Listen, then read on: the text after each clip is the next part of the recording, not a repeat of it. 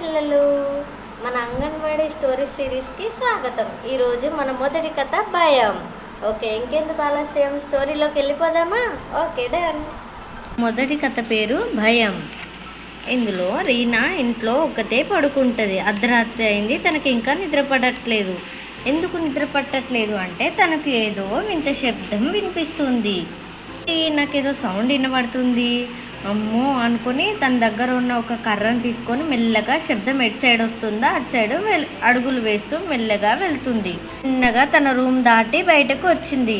ఈ శబ్దం ఎటు సైడ్ వస్తుంది అని చూస్తే వాళ్ళ నాన్న రూమ్ సైడ్ నుండి వస్తుంది. సరే, నాన్న గదిలో నుండి వస్తుంది కదా, నాన్న గదిలో ఏముందో మరి అని మెల్లగా ఆ రూమ్లోకి వెళ్ళింది నాన్న దగ్గరికి. నాన్న తన గదిలో మంచం పైన మంచిగా పడుకున్నాడు, కానీ సౌండ్ మాత్రం వస్తుంది.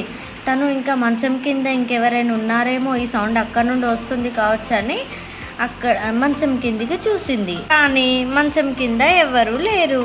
తనకు అప్పుడే అర్థమైంది ఈ సౌండ్ ఎక్కడి నుండి వస్తుందంటే నాన్న గురక పెడుతున్నాడని. అంతే, తను అర్థం కాగానే గట్టిగా కిలకిల నవ్వింది. ఎమ్మటే నాన్నగారు నిద్రల నుంచి ఉలిక్కిపడి లేశారు, ఏమైందా అని.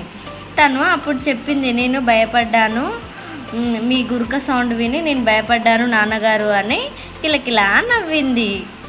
ఈ కథలోని సారాంశం ఏంటి అంటే, చిన్నపిల్లలకి అర్ధరాత్రిలైనా రాత్రిపూట అయినా చిన్న సౌండ్కే ఎక్కువ టెన్షన్ పడి ఎక్కువ భయపడిపోతారు. ఈ రీనా తన ధైర్యం తెచ్చుకొని తన తెలివితేటలతోటి ఆ సౌండ్కి భయపడకుండా ఎంత ముద్దుగా వెళ్ళిందో చూసారా? అలానే రీనా లాగా మనం కూడా ధైర్యంగా ఉండాలి, చిన్న సౌండ్లకు కూడా భయపడకూడదు. వీడియో నచ్చిందా? అయితే ఒక లైక్ కొట్టి సబ్స్క్రైబ్ చేసుకోండి.